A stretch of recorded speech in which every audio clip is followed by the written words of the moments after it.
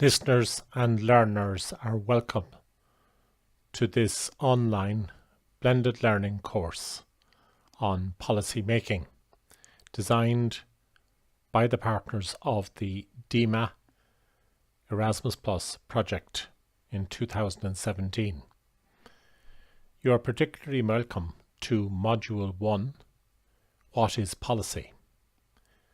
This is the first of 9 modules, taking you from a definition and understanding of policy the whole way through the process of preparing policy, including needs assessment, consultation, strategizing, and then finally arriving at monitoring and evaluation and looking at examples of policy completed by agencies and governments. We hope you find this useful, but it is important that you use this course in conjunction with the toolkit that is available on the DIMA website and is designed in conjunction with this course. We will now progress on to the slides.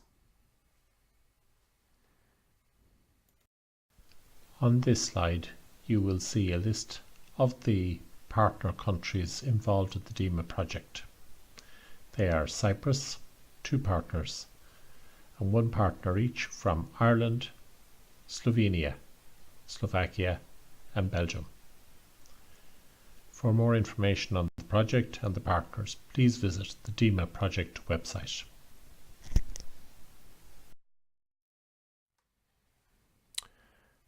At the end of this module, the learners will be able to discuss the importance of policy for adult education, and learners will be able to describe the elements and stages of policy making. It will provide a foundation module for the remainder of this course and for understanding the application of the DIMA project toolkit.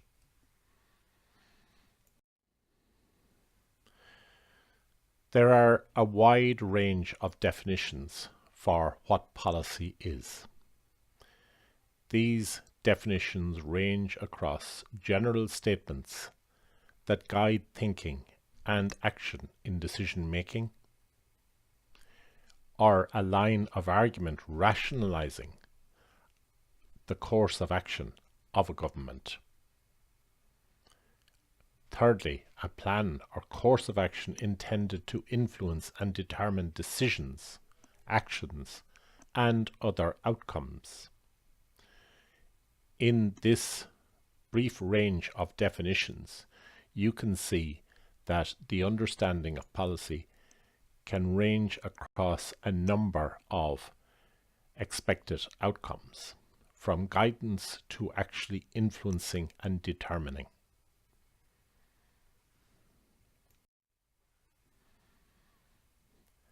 Policy may also refer to a process of decision making. For example, a motion in Parliament.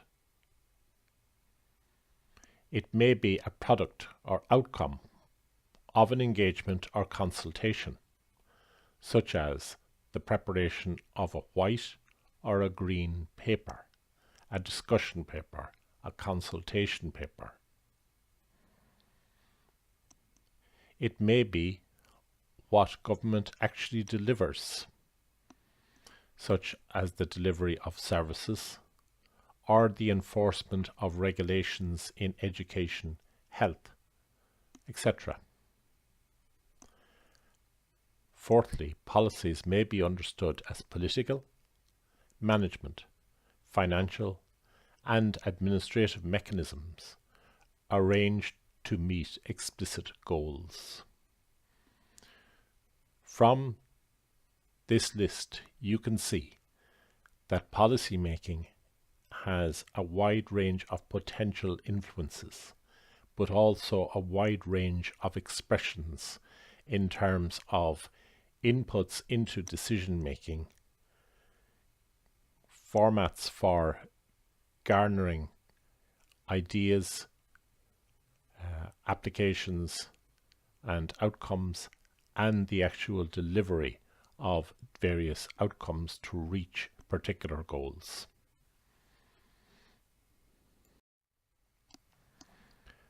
As a result of reviewing a wide range of literature, the project partners came to this conclusion as a definition of policy. This definition is adapted from Carney in 2011 and suggests that policy is the sum total of actions from signals of intent to final outcomes. This is an all-encompassing definition because it suggests that policy spans the continuum of an agency or government's intent to address a problem or respond to a demand that is a signal of intent, to the delivery of outcomes in the form of regulations, laws, or actions. Final outcomes. So I think you will find this useful to hold when you're looking at the various tools that we are suggesting in the toolkit and that we discuss in the following slides and modules as part of the process of policy making.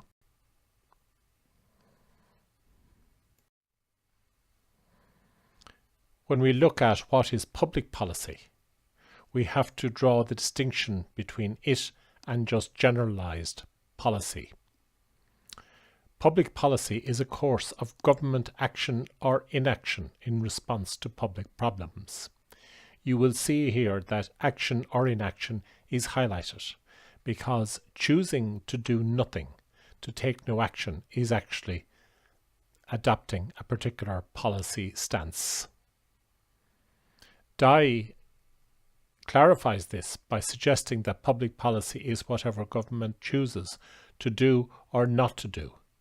Again, it is us who highlight it, to do or not to do, but it emphasizes the previous point.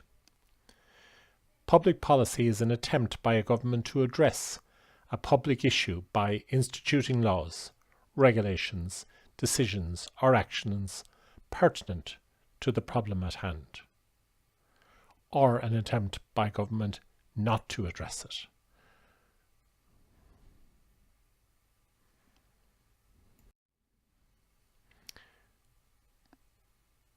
This graphic suggests what are the purposes of public policy. This graphic suggests that the purposes are to protect rights, regulating behaviour, resolving conflict over scarce resources, motivating collective action, and directing benefits towards the public interests. These 5 purposes capture a wide range of public policy making and are particularly relevant to what we will be discussing in adult education policy making.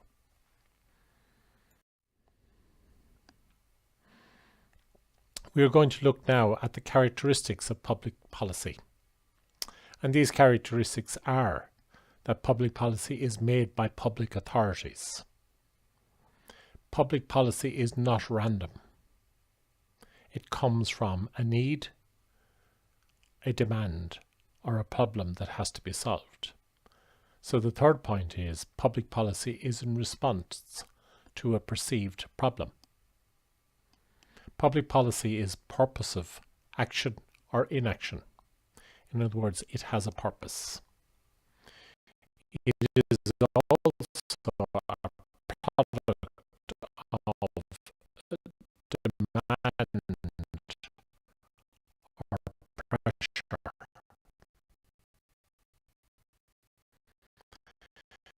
Public policy is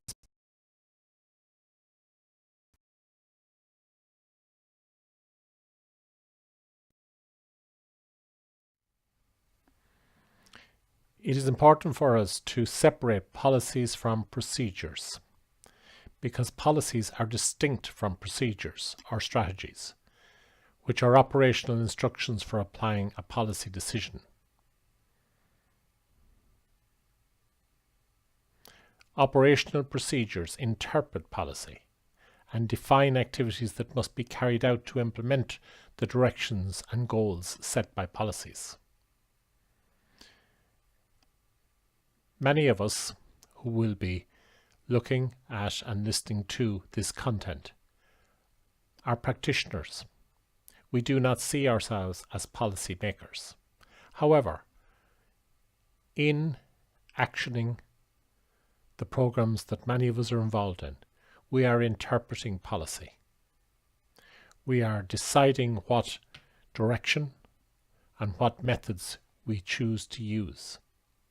In that way, we are effecting how policy is actually delivered. And therefore, in our own way, we are policymakers, and we are effecting policy by the choices we make. This is an important distinction which democratizes the notion of policy making in a way that many people do not perceive. However, Dye's notion here is important when he suggests that policy can degenerate into a word game. When we consider the various papers, the various discussions, the various consultations that happen in policy making, sometimes people can be put off because of the complexity and the bureaucracy in policy making. Indeed, it could be suggested that at times governing authorities facilitate complex bureaucracy so that policy making can be confused and can degenerate into a word game, allowing an elite to impose their policy on the masses.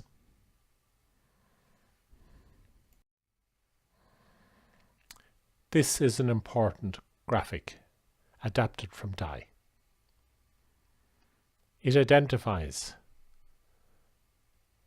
the elements of the policy system, that is, the policy environment, the policy stakeholders, and public policy.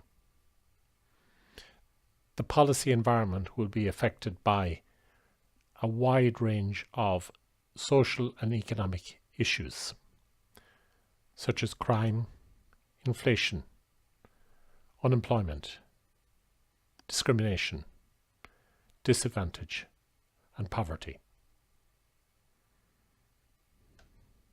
Depending on your agency or your country, you will be able to add to this list. Indeed, this list will change from time to time as we go through cycles in our society. The policy stakeholders, they may be state agencies or social partners, such as unions and civic organizations. Obviously, political engagement involves democratically elected people as policy stakeholders.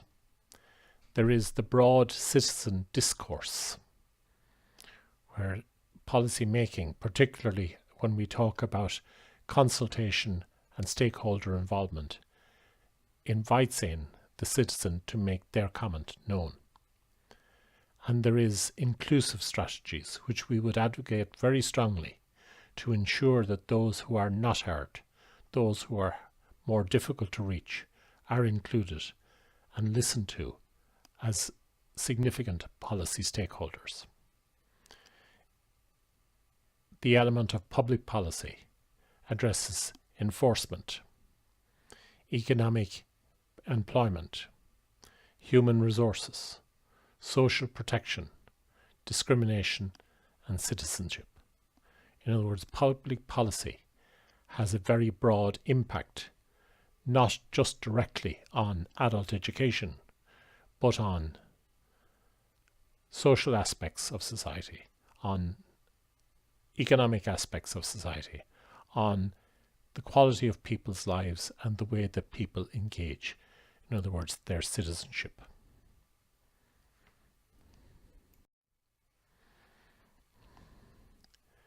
To understand how policy is made, it is important that we have an understanding of the policy cycle. What we present here is a policy cycle of 5 stages. The first stage is the agenda setting stage, or the identification of issues or problems. The second stage is where policy is formed. The third is where policy adopts legitimacy. That may be done through white papers, through parliamentary lawmaking, through executive orders, etc. The fourth stage is policy implementation. Programs, actions, initiatives. And the fifth stage is policy assessment and evaluation to determine if the policy has had the effect that was desired and to identify other gaps in policy making. You will see that this is presented as a cycle. It is a continuous cycle because we will be suggesting that policy making is incremental and that it is a constant learning process that goes on in cyclical format.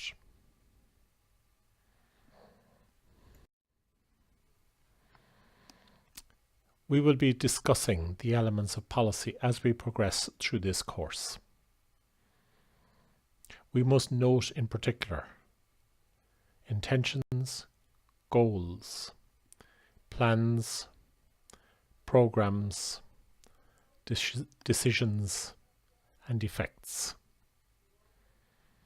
As we progress through this course and as you examine the toolkit, you will become aware of the complexity of each individually and the whole process collectively. The intentions concern the purposes of government action. These may be very explicit or may be more nuanced. The goals are the stated ends to be achieved. Sometimes the end may be in not doing anything to address the problem. The plans or proposals are the means of achieving the goals. The program or strategy is the authorized means of pursuing the goals. The differences between the means of achieving the goals and the authorized means is the decision about what programs or actions are actually undertaken in the agreed strategy or action plan. Decisions or choices refers to specific actions to develop plans and implement and evaluate programs. It is the action plan. We will be discussing this later on in the course. And the effects address intended and unintended effects. All policies have a level of intended effects. That's what they're prepared for. But also all policies have some unintended effects. It is important to be aware of both.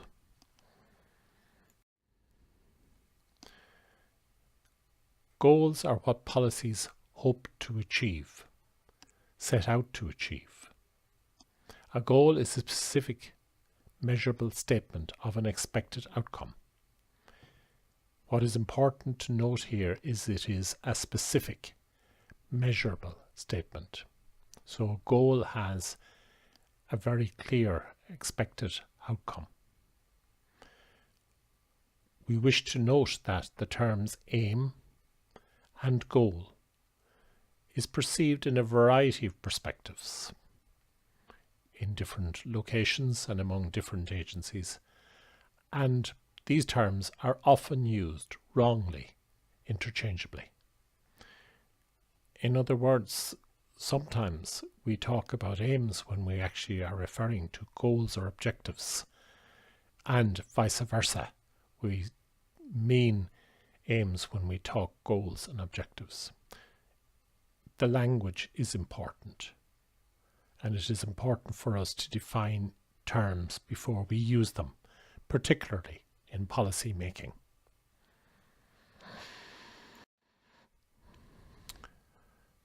There is often confusion also about policy outputs and policy outcomes.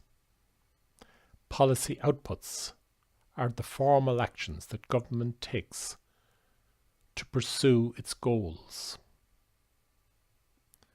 whereas policy outcomes are the effects such actions have on society. So there is a clear distinction between policy outputs and policy outcomes. Again, we refer to the importance of defining the terms so that they are not misunderstood.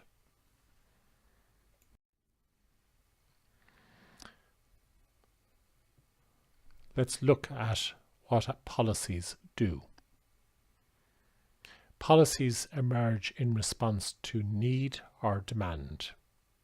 We've referred to this earlier. Policies signal what governments intend to do. Policies may either be positive or negative. They may set out to do something or to prevent something being done. Policies may also not be implemented because there is a purpose in not implementing the policy. So therefore, policies are still policies even if not implemented. Policies in their positive form are based on law. That is, they have authority.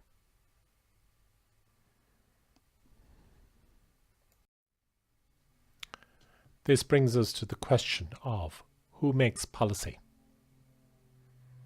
The making of policy is generally retained by the elite in the name of the semi-sovereign public.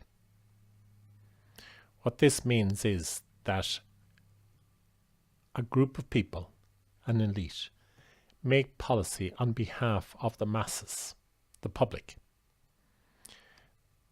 The public often are unaware and indeed may not have the resources or the time to engage with or understand the policy that has been made on their behalf.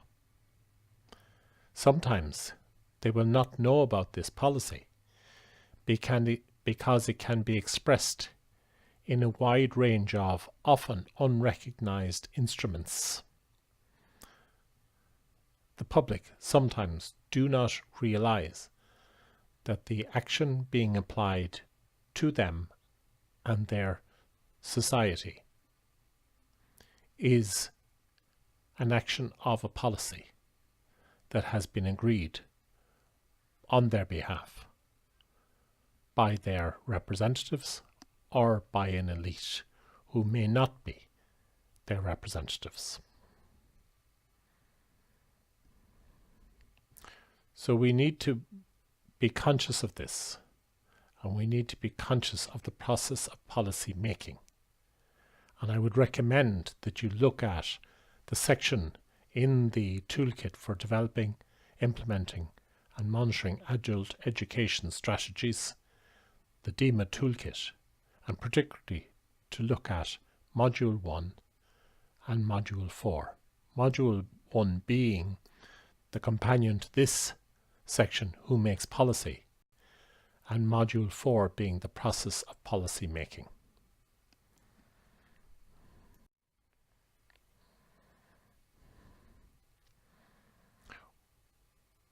We have added here a checklist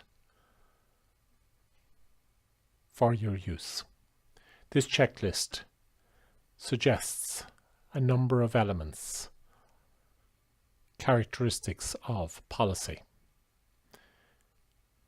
It is presented so that you can check which of these characteristics are present in policies that you are reviewing or in preparing a strategy for policy making that you intend to implement.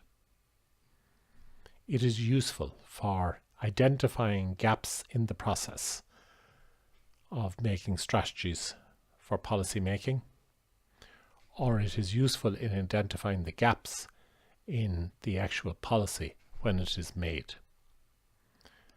We hope you find this checklist in the toolkit useful for your purposes.